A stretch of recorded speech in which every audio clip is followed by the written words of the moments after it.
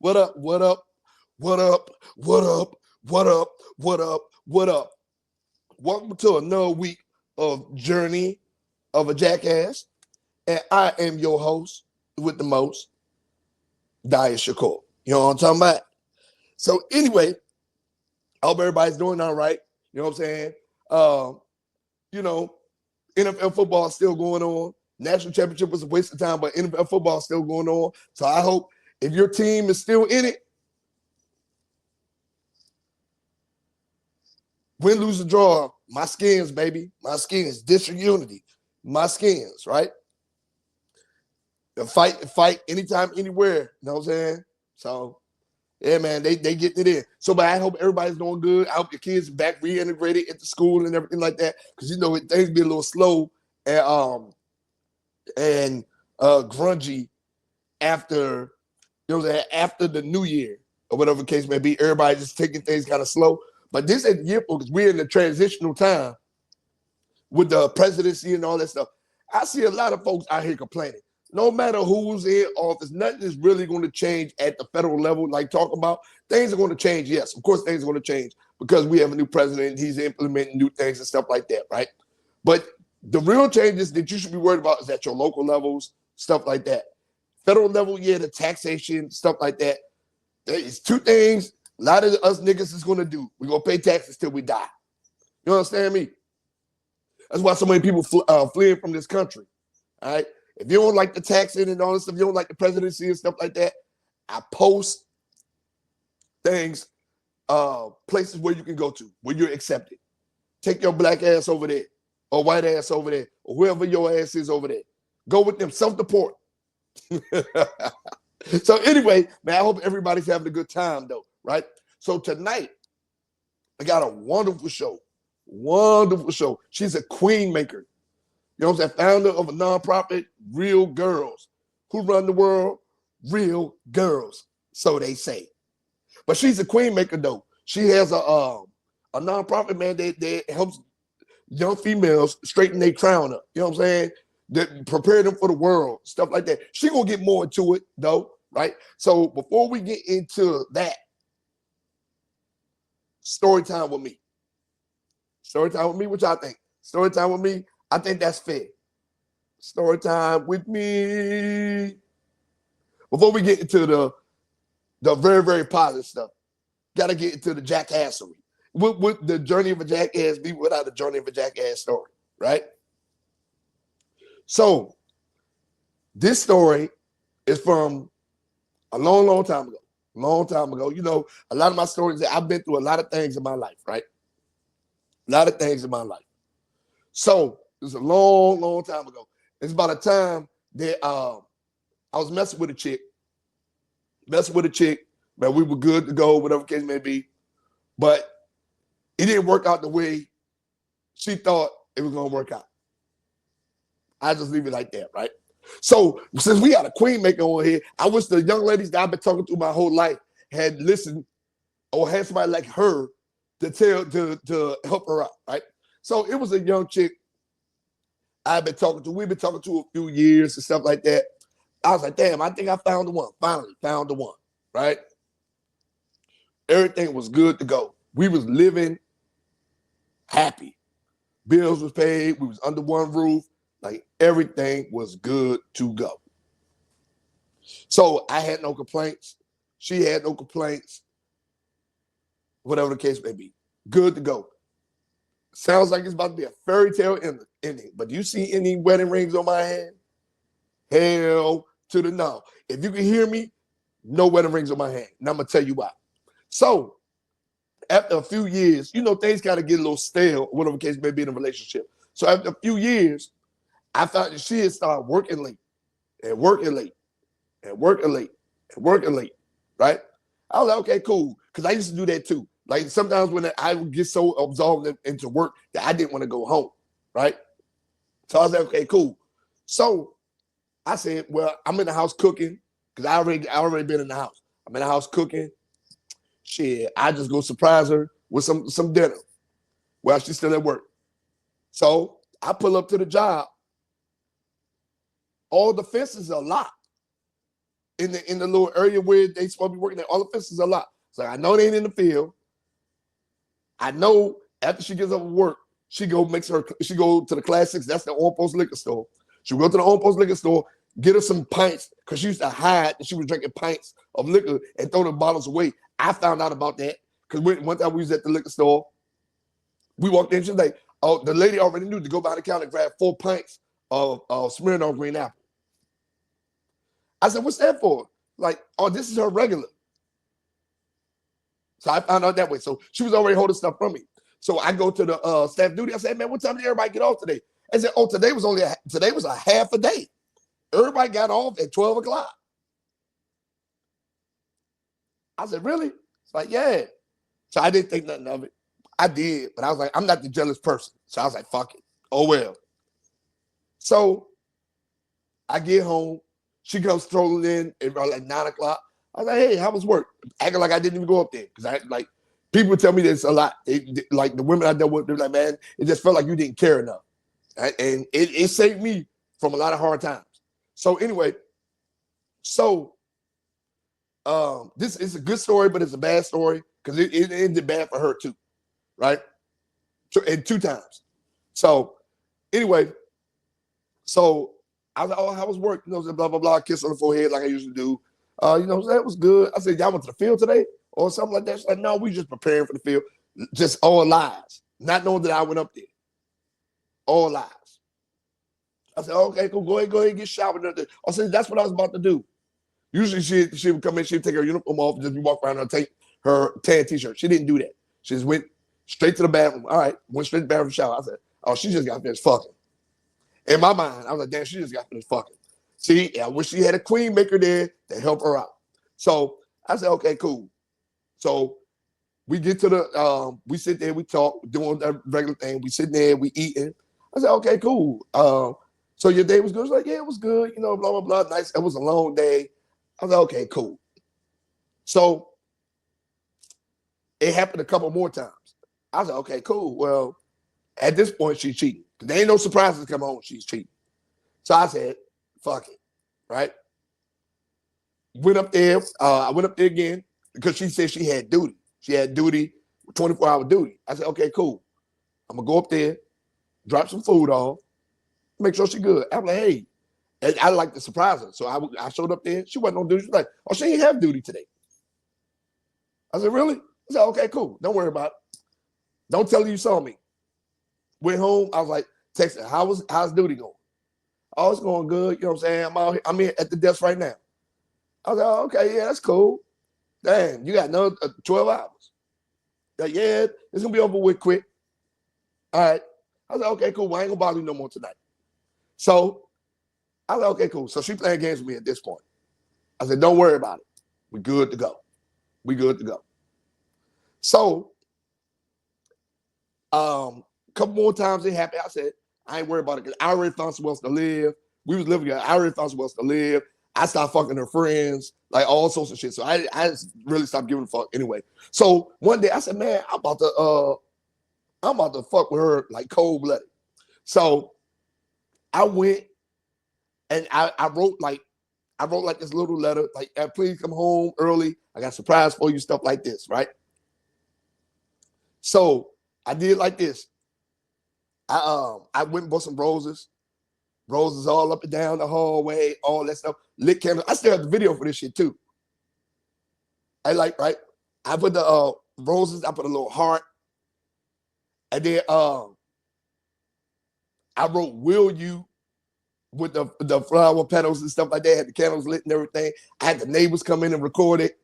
Like, you know what I'm saying? Like, and she's like, oh yeah. And I had it in the ring box. Like it was a ring box, right? So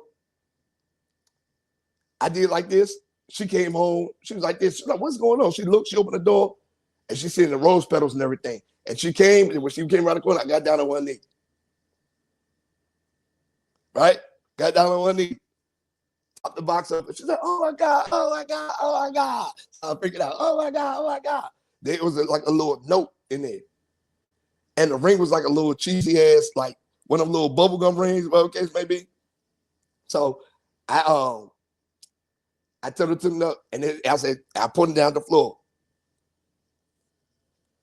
She's like, oh my God, yes, yes, yes, yes. I said, so you're saying yes? She's like, yeah. She started putting her hand up. I said, you gotta read the letter first. But you are saying yes. She's like, yes, yes, yes, yes, yes. I said, will you, on the back of the floor, she opened the letter. And inside the letter said, leave me the fuck alone. I know you cheating. And I threw the ring and the box at her, grabbed, because I already moved on my stuff out all throughout the day. I threw the box at her. I said, have a nice fucking life, you cheating bitch. And I grabbed all my stuff. I left, never came back, right? So she lost in that aspect because I was treating her good. Like, I was like, damn, I found the one, et cetera, et cetera, et cetera. So now what the bad thing about it, the person she was cheating with, they wound up getting together, whatever the case may be, leaving to go to the next duty station. When she got to the next duty station with him, grass ain't always green on the other side of the field. That nigga started whooping her ass to a point where she was calling me, asking me, could I help her out? I was like, fuck no, you made your bed, lie in it. Call your chain of command, call the police. Don't call me no more. If you did what you're supposed to been doing in the first place, then you wouldn't have to deal with none of that. But she didn't have a queen maker. That's why we brought one on here now to talk to y'all young ladies, so y'all ain't got to do dumb discussing shit like this. And guess what? That's story time with me. That is story time with me. Yes. Yep. People out here be playing games with people. You never know. But I had it, man. She started tearing up. She's like, oh my God. Yes. I said, so you're saying yes. I was excited. I was there. So you're saying yes. You're saying yes. She opened it up. I said, you got to read the letter. And that just said, well, you leave me the fuck alone. I was like, here, take this. I'm out of here. Grabbed my last little bunch of clothes, walked out. And I was like, you better clean this up before dude come over here. And I went to my crib. Never looked back. She still be hitting me up to this day. Hey, how you doing? Blah, blah, blah. Man, I'm still sorry. I'm like, nah.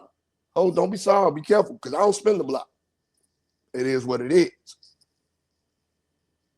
I don't. So anyway, now again, if she had some guidance from this young woman that's going to be on the show tonight, she probably wouldn't have acted that way. She's in the business of making queens, queen making, right? So with that being said, everybody give it up for Miss Tammie Mobley.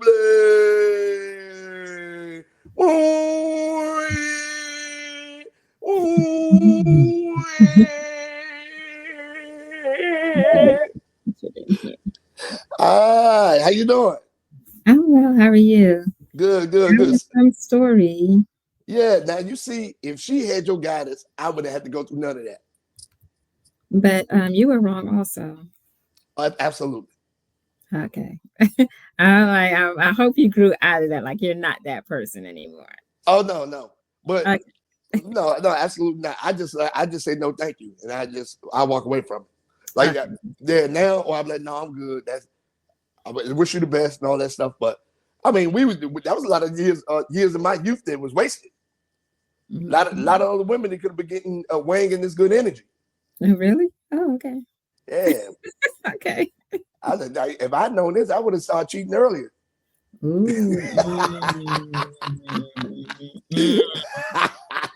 The views on this show does not represent Miss Tammie. If any of my viewers are listening to this, Miss Tammie does not condone that. Yeah, I don't condone it either, though. I don't. But that day is a past. Mm-hmm. Yeah. So anyway, how you doing? Yes, I'm gonna say. Yeah, I figured that would be a good story to tell since you were in the business of queen making. Tell everybody who you are. My name is Tammie Mobley. I am the founder and executive director of RealGirlz, Responsible, Empowered, and Love. We provide safe spaces for girls to foster healthy relationships, develop leadership skills, and believe in their greatness. Oh, yeah, but that is the political answer. I like it. I like it a lot. So now I can tell you this, right? Because we are people that been around the world for more than a day, right? Mm-hmm. So okay. Me? No, I was not in this space, so okay, I'm good. Okay, I'm gonna say yeah. So I feel like the weird people that been around the moon once or twice. We've been here for a little while, stuff like that, right? So, what made you start this initiative? Like, what made you say, "I want to mentor young women outside of your own personal children"? Or do you have personal children?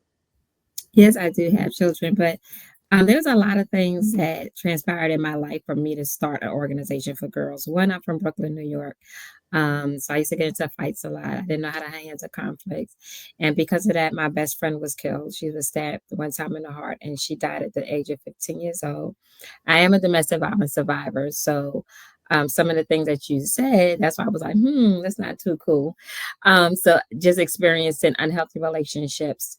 Yeah. And the last thing is that I was a youth program director and I lost my job. So it's everything that helped just said, okay, let's just start your own organization.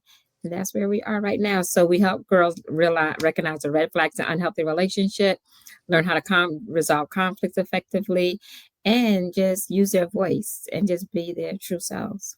Well, I do want to say sorry for your loss. You know what I'm saying? Because I experienced a lot of childhood trauma, dealing with death and everything. Yours was the same thing, violence ministry. The times when we were growing up were different than they are now. Like when you actually we was outside, the guns, knives, fist fighting, stuff like that. You know what I'm saying? So it was different, right?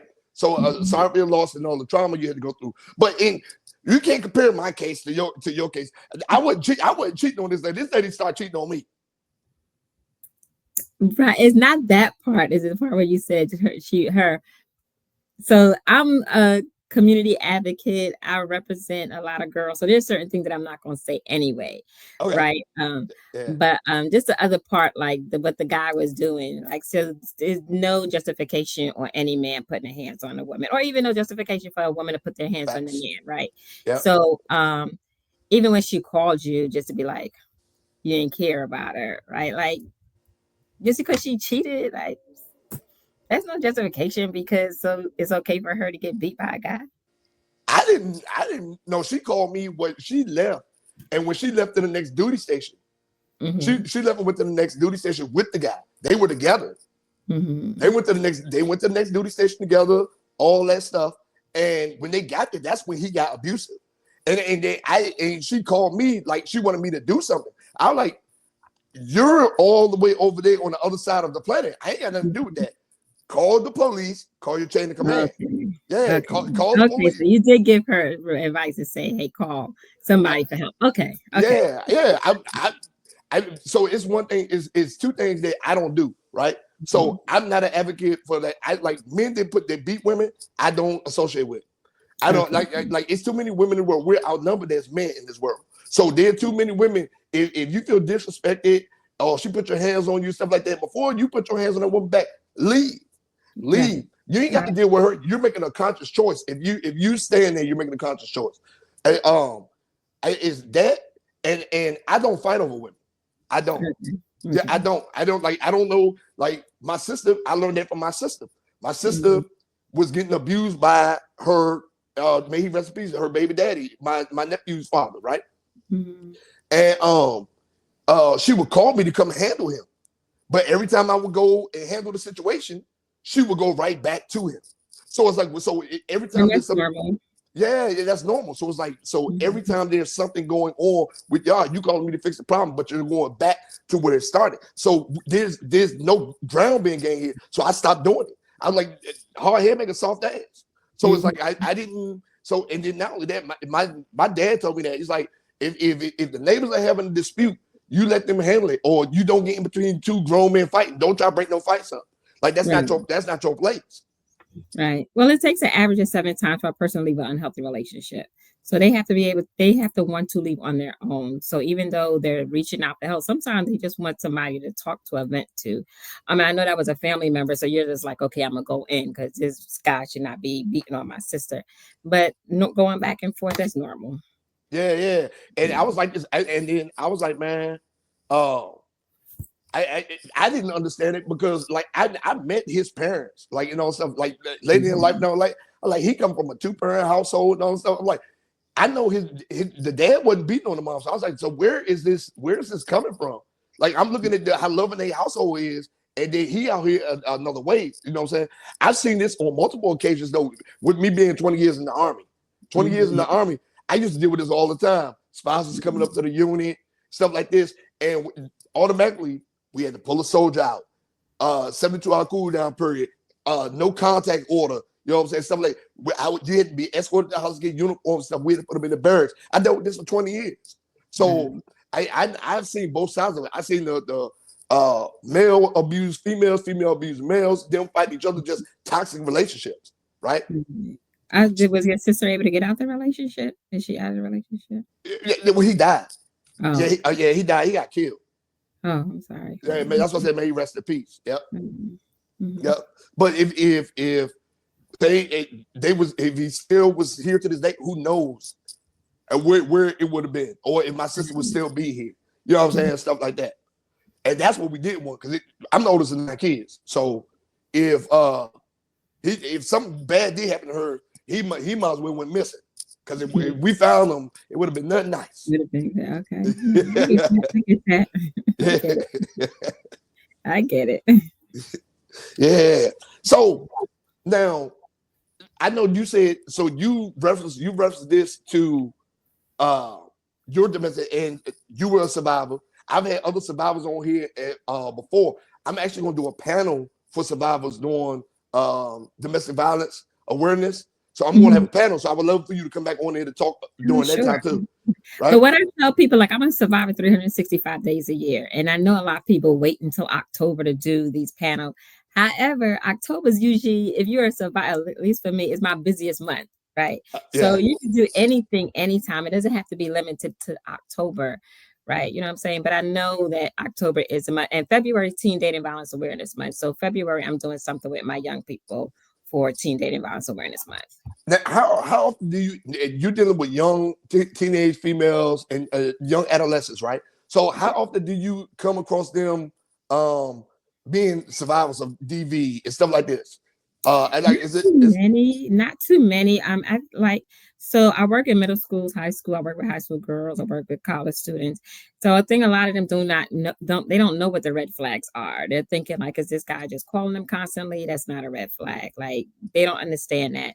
I was in a middle school, and this young lady told me that every time she came out of the classroom, like between classes, this guy was chasing her all the time and trying to hit on her. So she would hide in the bathroom. Like, I was like, that's a red flag. But they don't think, she's telling me this and she's laughing about it. So they don't really understand what the red flags are in an unhealthy relationship. So since February is Teen Dating Violence Awareness Month, we hold a forum just with teenagers, and it's a male organization there and my girl organization, and they ask each other dating questions and talk about what a healthy dating relationship looks like. And we know that 1 in 3 teens are in an unhealthy relationship, so we're trying to break that stigma. Well, but again, and that's a bigger problem in our community, though. If you think about it, because a lot of our kids now are coming from single parent households, so that just speaks to a bigger issue. Like if you're a young male or female and you're only seeing the dad or you're only seeing the mom, and you're not seeing that love together, you know what I'm saying? You don't know what it looks like. So anybody that shows you attention, right? You gotta cling to it. So with this, in my experience, right? So when I was in the Army, because I was like a strong, manly father figure to a lot of my younger soldiers, stuff like that. They didn't have it, so they automatically gravitated towards me, stuff like that. But you know what also did gravitate to me? Women that were foster kids.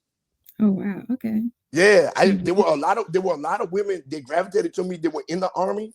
They gravitated to me. They were looking for relationships, looking for guidance, looking for stuff like that. They were foster kids. They never had a strong figure in their life, right? So do you think that has something to do with the way the teen dating troubles? I was raised in a 2-parent household. So, but my father was very, very abusive to my mom. Literally, for my mother to leave the marriage, she escaped. Like, we're from New York. That's how I moved to Maryland. She escaped. So I was in a 2-parent household. So I think just people not able to handle conflict effectively, like not being able to communicate effectively. and having their emotions, like using their emotions instead of like using their words. Like we moving on. And I think also this culture is everything is toxic and toxic is glorified. What you seeing on reality shows and Yeah. girl like going like jumping off and everything like that. So everything is glorified. So how would you know what a healthy relationship looks like if it's not being displayed in front of you? Well, so that right there, and you just hit the nail on the head, right? The music is toxic. You got Sexy Red and all these female rappers out here glorifying popping their pussy. You got them out here talking. You got them out here talking about, I don't need no niggas. I don't need this. Blah blah blah. Etc. etc. They're not preaching unity. They're preaching. I can do it on my own, independent. That's what I'm saying. When people say for the culture, I'm like, what culture you talking about? Our culture is full of gang members and baby mamas and baby daddies. Is that what you want your kids? That's the culture you want your kids to be a part of? You know what I'm saying? If that makes sense. Yeah, but I don't think that's all the culture. Like there are positive Black people that's doing things. There are positive Black women. There are positive Black men that's doing it. So I don't think it's all the culture. I think that's what's shown because I mean, I live in a middle class family. Like I'm in a middle class neighborhood. My son is growing up in middle class neighborhood. He attends HBCU. So I think it's just whatever, I think we're all products of our environment.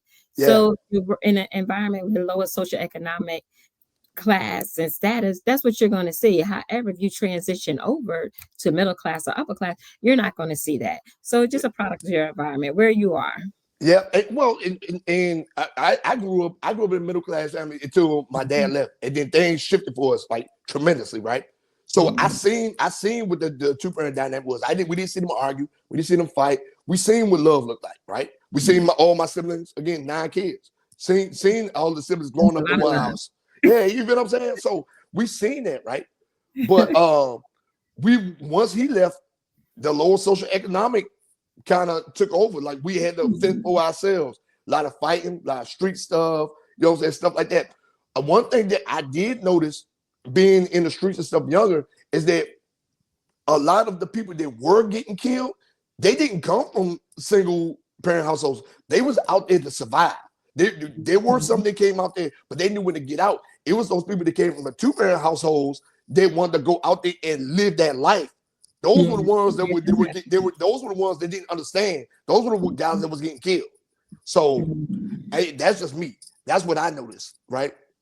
So I mean, do you feel like you going to the middle class and being in the domestic violence situations and stuff like that, seeing it in your eyes, but you had the 2-parent household? Do you think that is one of the reasons that you tolerated it? You was like, I just had to have my foot outside to see what it feel like.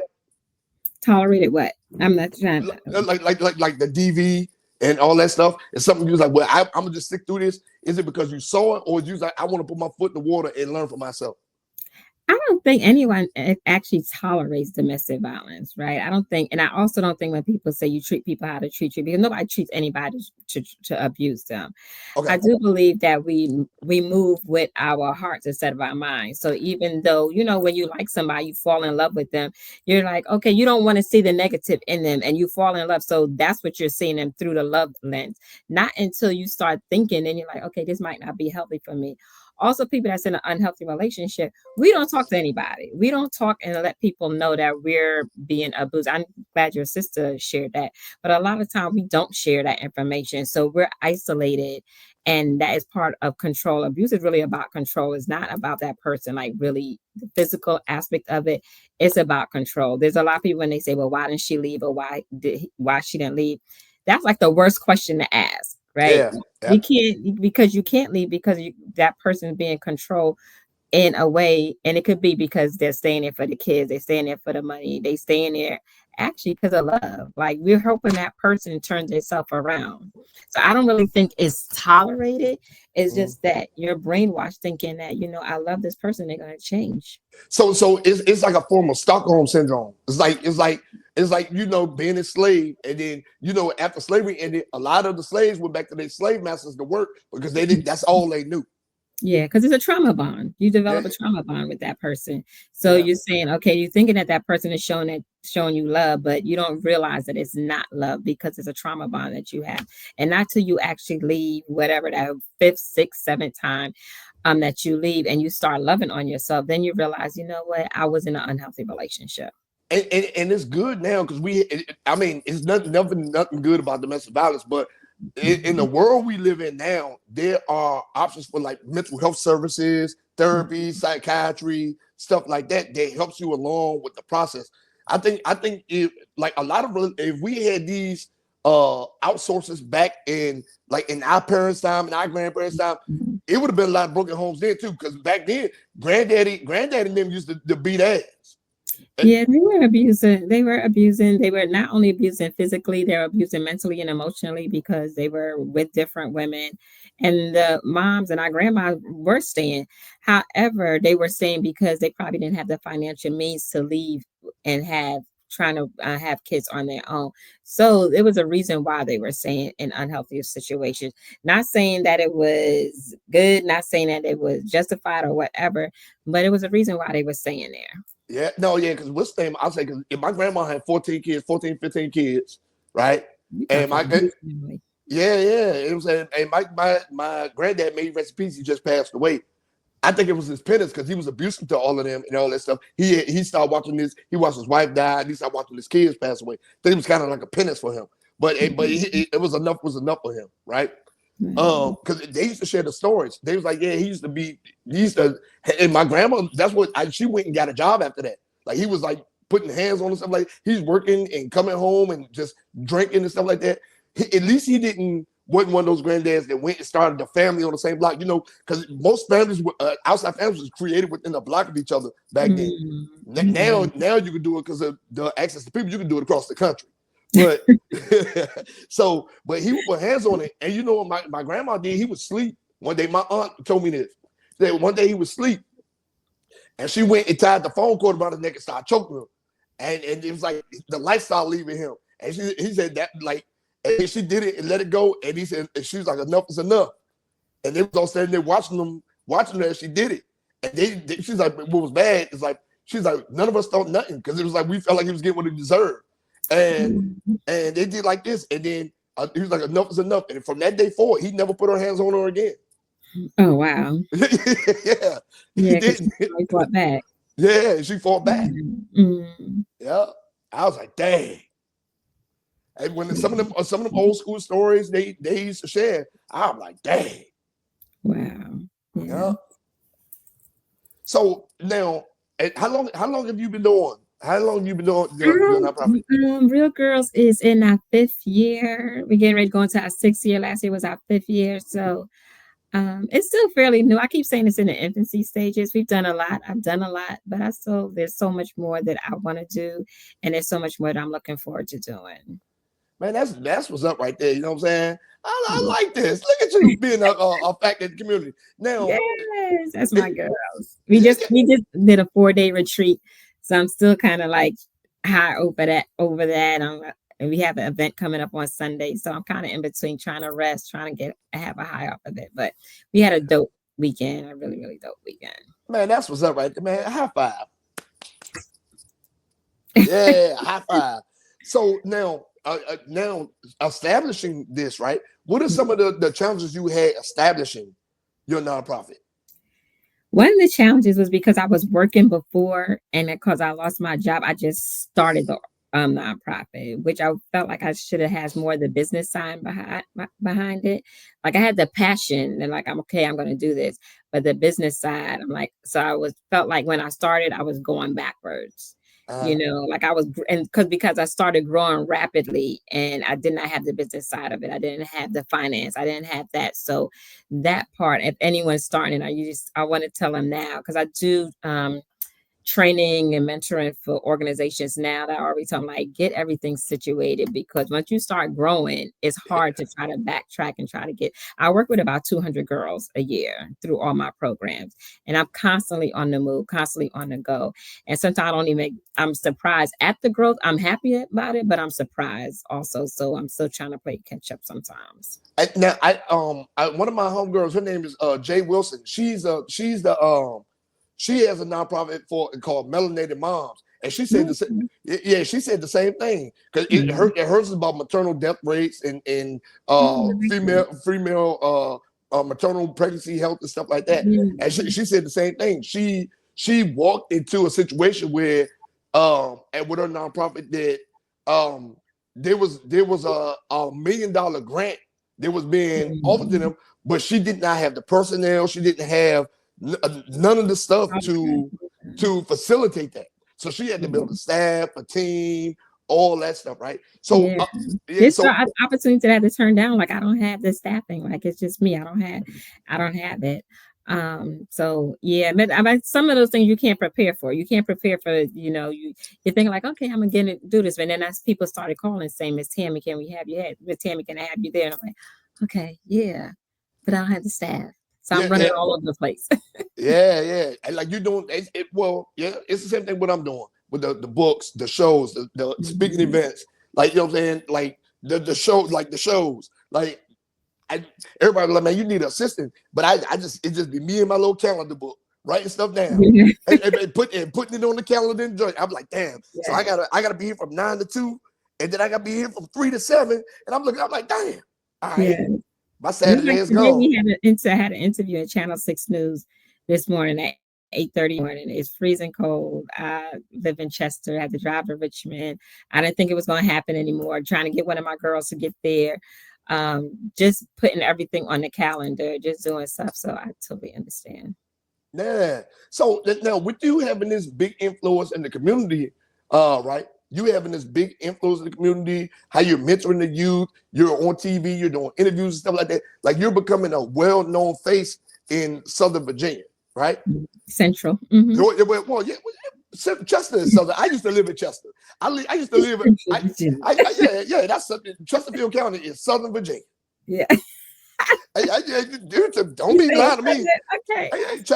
I'm talking about Chester. Chester, you go out to Jefferson Davis Highway and you make a right, and 4 miles down the road is Petersburg, and that is the heart of the South of Virginia. Yeah. Come on. So I would say Richmond, Fredericksburg, somewhere in between there is like Central. But where you at, Chester? Oh no. I Once, usually don't even tell people I'm from Chester. People ask me, I'm from Richmond because no one here heard of Chester. oh man, and Chester is the suburbs of Petersburg. Yeah, It's no one heard of Chester. it's right there, Midlothian. If y'all listening, Midlothian's there. You gotta go over to Midlothian for anything unless you want to go to Kroger or Walmart. Yeah, yes. but once you get past that Marlboro sign, the Marlboro stacks, that's South Virginia. That's the South Virginia. Okay, yeah, I'm past there. Yeah. Once you get past the Marlboro stacks where it be stinking outside, that's it. Yeah, I'm past there. That's the South. But now, so with you being heavily involved in the community down there, have you ever thought about doing it at a high level, say like politics or something like that, like city council, school board superintendent, something like that, somewhere where you can affect the youth in a bigger, high level where you can put programs in place? I'm actually part of Virginia VCU Minority Political Leadership Institute right now. So, and I think it's a 7-month program. I don't even know how far I am into it. And I have been thinking about running for councilwoman. However, I live in Chester. So I would want to run for council in Richmond because that's where I do most of my work. No one knows me in Chesterfield. So I go back and forth. Yeah. Like people know me, but not like how they know me in Richmond. I can tell you, you ain't got the complexion for the protection in Chester. In Chester, right. Yeah. Man, you know, they little downtown area right there. You know what's all over there. Right. Yes. Yeah. So that's really why I want to do Richmond as well. Yeah. But you know what? I think even though we say like councilwomen, like it's the grassroots organization, it's the smaller organizations that's really, really doing the work. The ones that have the boots on the ground that's making a difference. So I partner with bigger organizations as well. And I know like just for me having a smaller organizations, like I'm able to go if my girls say, Miss Tammie is a birthday party. Miss Tammie come to my graduation. Miss Tammie come with me to do stuff. Miss Tammy, my grandmother passed. We're getting cards, we're doing things like that. So we have more of a family than those bigger organizations that aren't able to do stuff like that. So sometimes I go back and forth, like, should I run for council? Because I still want to be able to have that connection with Well, people. think about this though, right? You want to have the connections to the grassroots, but a lot of the legislation you could push could assist those grassroots. Additional grants and funding towards the grassroots, right? Only thing they gotta do is apply. 501Cs, you know what I'm saying? Like they can get the grants, all these Mhm. things, because they are out there. People just don't apply for them, right? Yeah. And so you can do that. It's And then, hard though. It's really, really hard. Like uh, they ask for so much work. They ask for so much stuff, and it's like we're doing the work. Just give us the money. Like we gonna.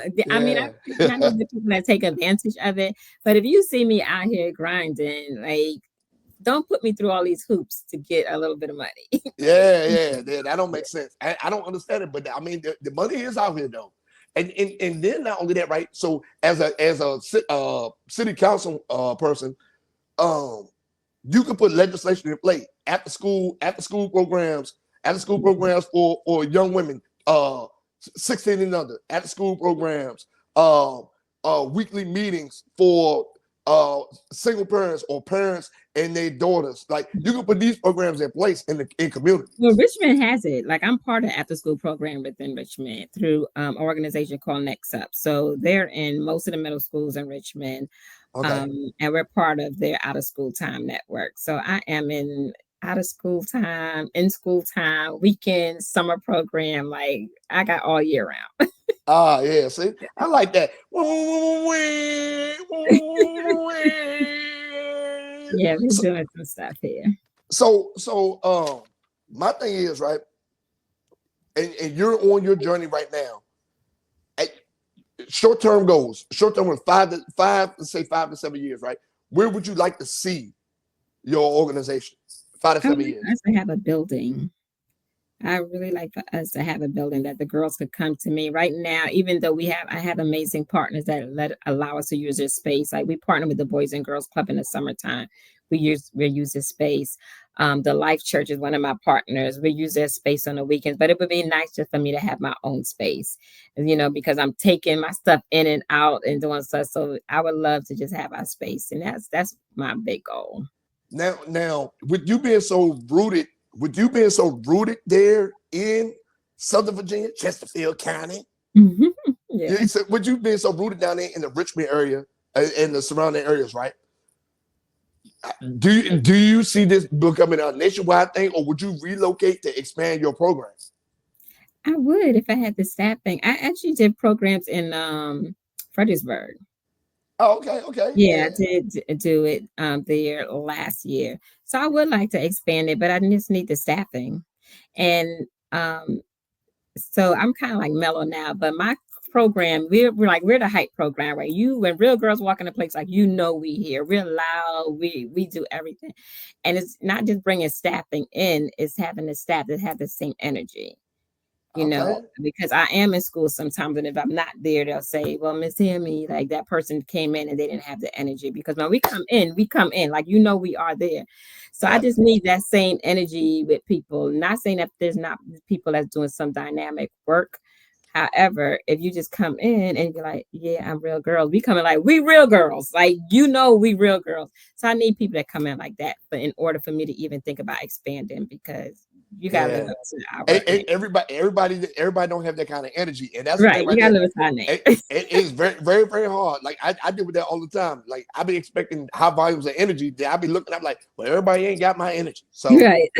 yeah, Yeah, everybody don't have our energy. Like we partner with the Boys and Girls Club, and we're girls, and they have boys in there, and we're still the loudest, the hypest that's in there. Like they know when we come in the door, it's like, okay, the real girls are here. So yeah, I need somebody yeah. to have that energy. Yeah. Do you allow males to help you out? We do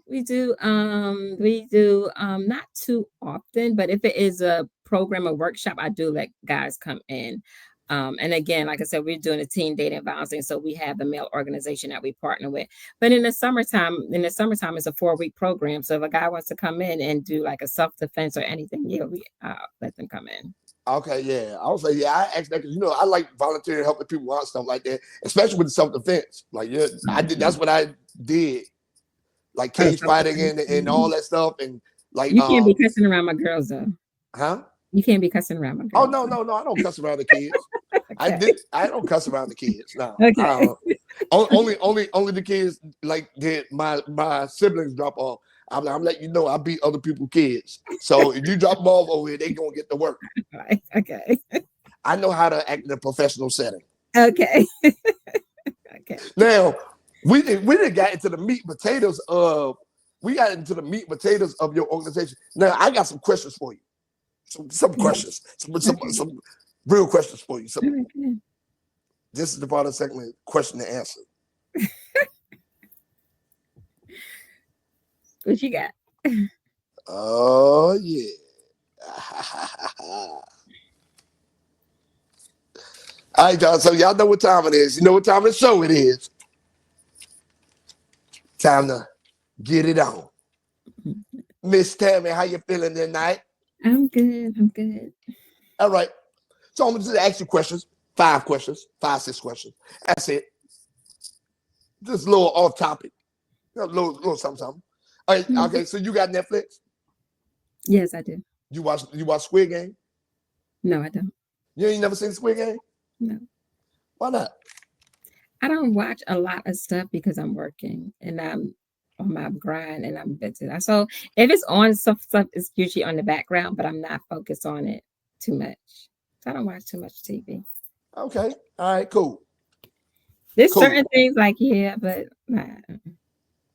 Okay, so question number 1. Mm-hmm. Which one do you think would taste better? Zombie flesh or elephant afterbirth?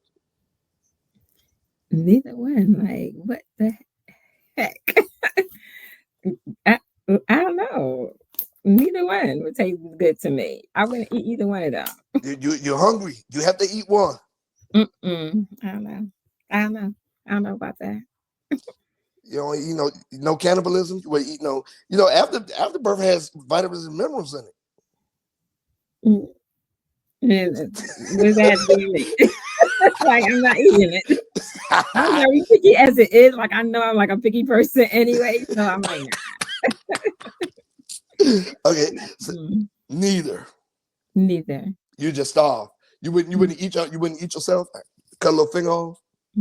No cannibalism. I don't know. Okay. I probably know I would taste good, but I don't. Do you taste good? Yeah, I'm sure I do. Interesting. Hey, fellas, she's a looker. I'm letting you know right now. If you watching this, you're gonna say the same thing. But everybody that's listening, go look at the video. Yeah, she got pretty smile, and you can tell she ain't one of those people that take neck and above picture. She's well put together. All right. Yeah, I gotta get on now though. Yeah. You gotta give props when it's due. Thank you. All right. Next question for you. Okay. All right. Would you marry a retired porn star? Sure, why not? He's retired. Retired? Yeah. Why? What do I have to do with his past? Like, I don't judge people from their past, so I don't want anybody to judge me from my past. And as long as his health is okay, then so all the booty he be eating and all that, like all the gangbangs and the trains and health okay? Is that person's health okay? yeah, but but everybody in the world has seen his BBC. You don't care? So you would just be out in the public on a cruise ship with him. Yeah. What difference would it make? You let him wear Speedos on the cruise ship? Everybody has a past. Just some people keep it hidden. Like, everybody has a past. So you marry a porn star? I don't know. I wouldn't have sex with him. I wouldn't marry him. I have sex like the female porn stars. There's a few of them I would knock down. I don't know how much damage I would do because them things been. Any views on here is not of Miss Tammie. If any of my family is watching this, I did not know that this was going to be the questions that's going to be asked of me. So I am still Miss Tammie, a community advocate. Okay. You get. Mm-hmm. Okay. Right. Okay. Next question. Mm-hmm. All right. Would you rather spend the rest of your life with a stud or a man that's a eunuch? What kind of questions are they? I'm like, I am a community advocate. Like, I'm not going to answer these questions. I'm not. I'm not going to answer these questions. If you want to talk about real girls again, we good. You talk about community, we good. I'm not going to answer these questions. Okay. Oh man. You made it. At least you made it to 3 questions. Usually people be like, man, what are you talking about? No. I mean, nothing really phases me, but it's just not the platform that I'm going to share because No, I know. Yeah, I have a reputation. Yeah. I understand. Yeah. Thank you. I understand. Yeah.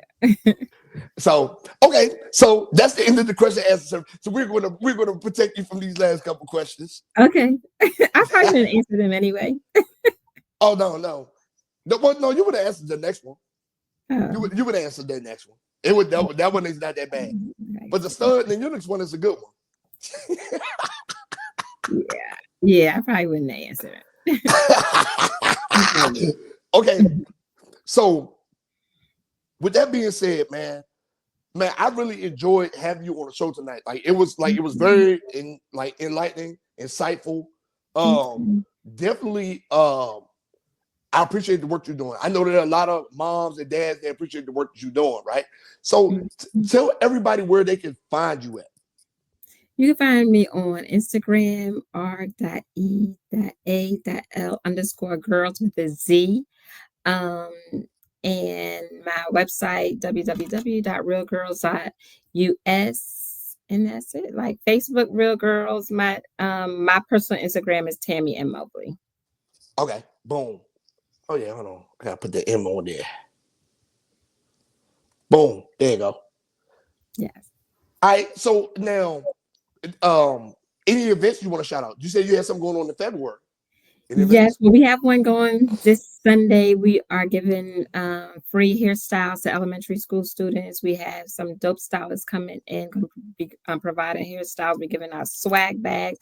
Little girls going to get RealGirlz bonnets. The RealGirlz will be in the house. We're doing vision boards, arts and crafts, and that is this Sunday in Richmond at Peter Paul Development Center. And then on February 1st is our Empowered Love Conference with our girls, and the Broken Men Foundation is a teen forum. They're going to be talking about healthy relationships.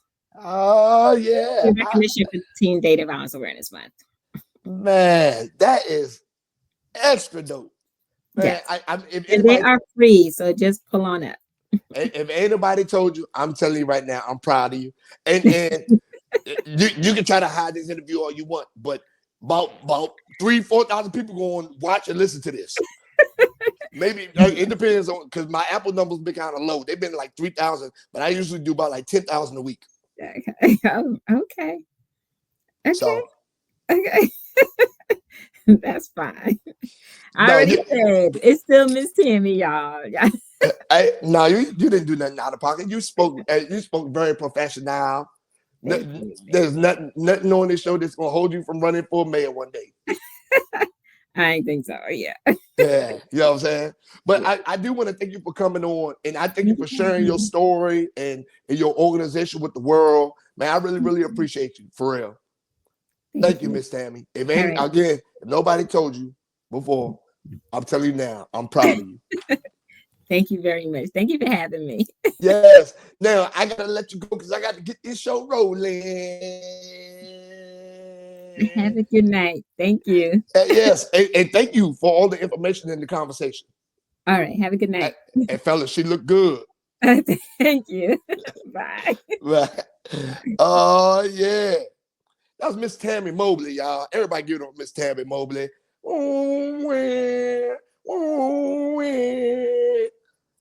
Another great show in the books.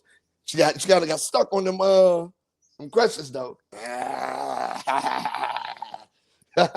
So anyway, man, y'all make sure y'all support and y'all go and support Miss Tammie though, man. She's doing something very valuable for IU, right? We even had male mentors on here, you know what I'm saying, stuff like that. But you make sure you go and support the youth though, man. Her and her organization, RealGirlz. All right. I'm gonna make sure when I post it, all of the information is gonna be linked up and all that stuff. All right. So anyway, now we're gonna get into these community events and Black businesses of the week, businesses of the week. So community event, we got the paint and cocktail making class, February 22nd at 2 p.m. All right, paint and cocktail making class, hosted by Mimi's Happy Hour. February 22nd at 2 p.m. at the Pure Elegance event space, 2290 Old Washington Road, Suite 101, Waldorf, Maryland, 20602. All right. Hear me out. Everybody got it? All right. Next event is our event, the 4th annual Independent Black Author Expo. 4th annual Independent Black Author Expo. It's going down May the 3rd, 12 to 4 p.m. Beltway Plaza, 6000 Greenbelt Road, Greenbelt, Maryland, 20770. Hear me. 4th annual Independent Black Author Expo, co-hosted by yours truly, Beltway Plaza, May 3rd, 12 to 4 p.m., 6000 Greenbelt Road, Greenbelt, Maryland, 20770. Yay! It's going down, so make sure y'all show up. Y'all come out, support, and buy books, because reading there's a deficit in reading our community, so we want to make sure that we getting these books out there. All right, it's gonna be various authors. It's gonna be live poetry. It's gonna be guest speakers. Like it's an event that has grown over the last 4 years, so you don't want to miss out. All right, I'm gonna be there in the building as always with the jokes. We in there. We are in there. And those are my community events. All right. So we're going to get into the read of the week. Guys, the read of the week. So I just got this book, right? And I'm actually going to start it tonight. Right? So we know that DMX had a great life. Rough Riders, all that stuff, but he also had a troubled life, right? He had a troubled life. He started in the rap game late. He didn't start young like everybody else. He started in the rap game late 20s, just like Mystical did, right? But there was trouble behind all of that: drugs, alcohol, street life, stuff like that. But one thing about him, he's a God-fearing man. You feel what I'm saying? So I said, man, I want to learn more about what his life was like, right? It was more than just seeing him at the verses. And I know everybody remember the verses with him and Snoop. I think that was one of the better verses ever, right? That one of the better verses ever. Seeing him up there rapping Snoop's verses with him and all that stuff, one of the greatest verses ever, man. I can go back and watch that over and over and over again. Greatest. That's when verses was breaking Instagram. All the streams and follows and stuff like that. Can't believe that was 4 years ago now. Oh yeah, almost 4 or 5 years ago now when they started doing verses. It's crazy. Wow, time be flying. Getting old out here. All right. So my read of the week is EARL, the autobiography of DMX. as told by a dude named Smokey Fontaine. But it's his autobiography, though. And I'm going to get into this tonight. Yeah, I'm going to get into this tonight. The way his life was, you would think this book would be longer than 345 pages, but it's not. So they may have cut it off early. I know it's not all the way to his last day. I think this book was published in, this book was published in 2002. So they missed out a whole first paper that they did a re-edit later. So, yeah. So this joint is missing a lot of stuff. But anyway, yeah. That's the read of the week, y'all. Earl. Oh, Earl. I ain't never met no same people named Earl. But they all had some sort of talent.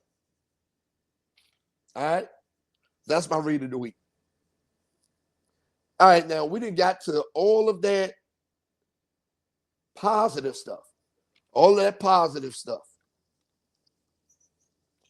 Got to get to this negativity. With the dumb ass of the week. Fuck is you talking about? Fuck is you talking about? Now, again, we live in a world. We live in a world where people just ain't got nothing else better to do. People ain't got nothing else better to do. They out here because they ain't got it. They gonna take it from you. They gonna break your stuff, or they gonna tell somebody they gonna pay somebody to go do it, right? So we live in a crazy world, man. I don't understand it. I never will. But it is what it is. Now, we all know that there's a mass deportation going on right now. People going home, self-deporting, people are leaving, and stuff like that, right? Now, this is one of the reasons why they kicking y'all motherfuckers up out of here. All right? This is one of the reasons why they kicking all y'all motherfuckers up out of here. Because y'all don't know how to act. Y'all really don't. Y'all don't know how to act. So my dumb ass of the week belongs to a Texas man. A man who felt like if you got it, I don't care, I'm going to ruin it for you. You think you're going to go to work on time today? You ain't going to work on time today. Call AAA or get your ass out here and put in some work. You think you about to go to out of town on a road trip? No, the hell you ain't. Your ass about to be in the house, or you're going to be out here suffering with me. I want to stand across the street in the bushes and watch you suffer in this summer heat, in this winter cold, putting in work. Why this man was doing this, they still don't know, but it got to have something to do with the crabs in the bucket mentality, a little bit of jealousy, you know what I'm saying? And fun fact, the guy was an illegal immigrant. So who knows why? So my man, the Texas tire slasher, has been arrested for slashing more than 30 neighborhood cars' tires. That's just one neighborhood. This is the neighborhood he got caught in. This is the neighborhood he got caught in. So imagine how many other neighborhoods he hit. He got caught in this neighborhood on somebody's ring camera, slashing tires. And they look at every car, van, truck, trailer, motorcycle, bicycle that had a flat tire on that street. This man did. Was he high? Was he drunk? I don't know. Is it something that he felt like, was he trying to get initiated or something? I don't know no gangs enough you get initiated in for slashing tires. I don't know. If y'all know, y'all let me know. Make sure y'all put it in the comments. All right? I don't know. But this man is a fucking idiot. And he's young. 22 years old. 22 years old. Probably still in jail right now. Waiting on ICE. Probably in jail right now. I think he's in Bexar County. Either in Bexar County. Yeah, I think he's in Bexar County, San Antonio area, something like that. So Hey, he's down. He's probably in there right now waiting on ice. So my dumb ass of the week for going around getting caught. He was doing it during the day too. I'm gonna give. This is no reason he's getting dumb ass of the week. Fuck is he talking about? He was doing it during the day. I remember when we used to go steal ties, do nigga knocking, slash ties, do all that stuff. We did it at nighttime in the dark of night. The moon wasn't even out. So dark outside. He is broad daylight with it. Broad daylight. Noon. Everybody out on lunch break. He doing it and walking like ain't like nothing going on. Stupid. Fucking idiot. I don't get it. Never will. But my dumb ass of the week, fuck is he talking about, is going to a 22-year-old named Jesus Arellano, or Jesus in American. Arellano. I'm going to go with Jesus Arellano. 22 years old, man. All the stuff you could be doing with your life at 22 years old. You could be like the dudes out here selling roses. You could be working at the car wash. You could be like the dudes that be out there at the Home Depot or at the AutoZone offering to fix people cars. You could be working on getting your citizenship together. Anything. You could be doing home repairs. You could be doing home repairs. You could be hanging out the U-Haul, helping people move for money. You ain't doing none of that. You out here destroying people's property that they work hard for. Mr. Jesus, this now facing felony charges. This in jail facing felony charges because you want to be funny. So they're going to give you a felony. You know what I'm saying? Deport you.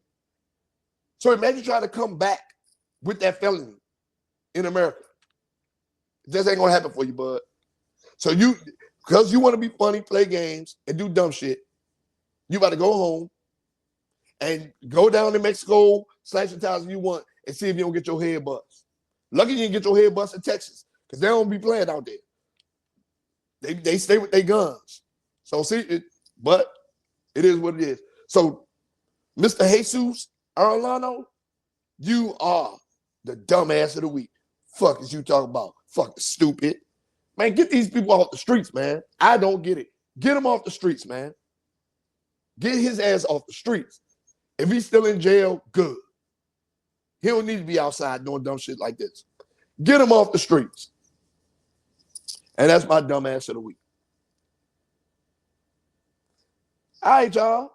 Travel tip. It's too cold to be outside, so I ain't giving y'all no travel tip this week. Stay y'all ass inside, stay warm. Unless you're going to the mountains to ski or snowboard, or snow tube, stay your ass in the house. All right? Stay warm. Don't get no frostbite, no hypothermia, none of that stuff like that. All right? But I want to thank the guest tonight. Y'all make sure y'all go support Miss Tammie, man. She's a very, very good woman. Great woman, right? Miss Tammie Mobley, man. If y'all in the Southern Richmond area, support her. I know I got a little base down there. Y'all support her. Great woman. Great, great, great woman, right? Now, next week, I got some sporadic people coming on. Y'all gonna be like, what the hell is going on? But it's gonna be fun. It is gonna be fun. Now, with that being said, thank y'all for all y'all support. Thank y'all for tuning in. Don't forget to leave comments, likes, and subscribe. Or listen to me and subscribe on the podcast platforms. With that being said, man, y'all get the fuck out of here. Peace out. And I'm gone.